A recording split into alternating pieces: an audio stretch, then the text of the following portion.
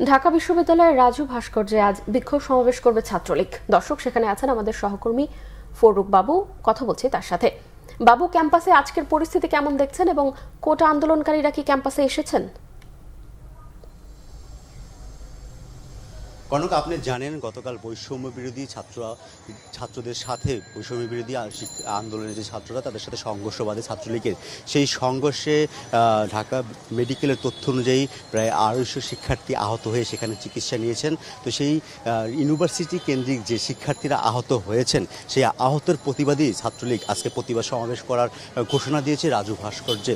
গতকালও তারা এখানে প্রতিবাদ সমাবেশে কর্মসূচি করার কথা থাকলেও তারা আনুষ্ঠানিকভাবে কোনো ধরনের কর্মসূচি পালন করেনি। আজ দুপুর 1:30 থেকে এখানে কর্মসূচি পালনের কথা থাকলেও এখন পর্যন্ত রাজু ভাস্কর্যে শুধু কিছু সাউন্ড বক্স ছাড়া এখন পর্যন্ত কাউকে এখানে দেখা যায়নি। তবে ইতিমধ্যে আমরা দেখতে পেয়েছি ঢাকা ইউনিভার্সিটির বিভিন্ন সড়কে ছাত্রলীগ যারা ছোট ছোট মিছিল করছে এবং তারা এক ধরনের মহড়া দেওয়ার বিষয় আমরা দেখতে পাচ্ছি যে তারা তাদের কর্মসূচি পূর্ব অনুযায়ী। এবং সেই সাথে আসলে কোটা সংস্কারের আন্দোলনে যেসব বৈষম্য বিরোধী ছাত্ররা রয়েছে তারা গতকালে সেই কর্মসূচি রাত 10টার সময় তারা যে আজকে কর্মসূচি ঘোষণা করেছে যে তাদের উপরে হামলার প্রতিবাদে তারা সারা দেশের বিভিন্ন ক্যাম্পাসে বিক্ষোভ মিছিল করবে। সেই বিক্ষোভ মিছিল নিয়ে তারা আসলে প্রস্তুতি নিচ্ছে। আমাদের সাথে কথা হয়েছে, তারা জানিয়েছে তারা যথাসময়ে ঢাকা ইউনিভার্সিটি লাইব্রেরির সামনে তারা জড়ো হবেন এবং সেখান থেকে তারা ক্যাম্পাসের বিভিন্ন সড়কে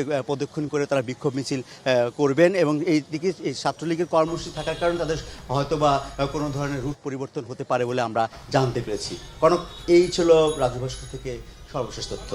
বাবু, আপনাকে ধন্যবাদ।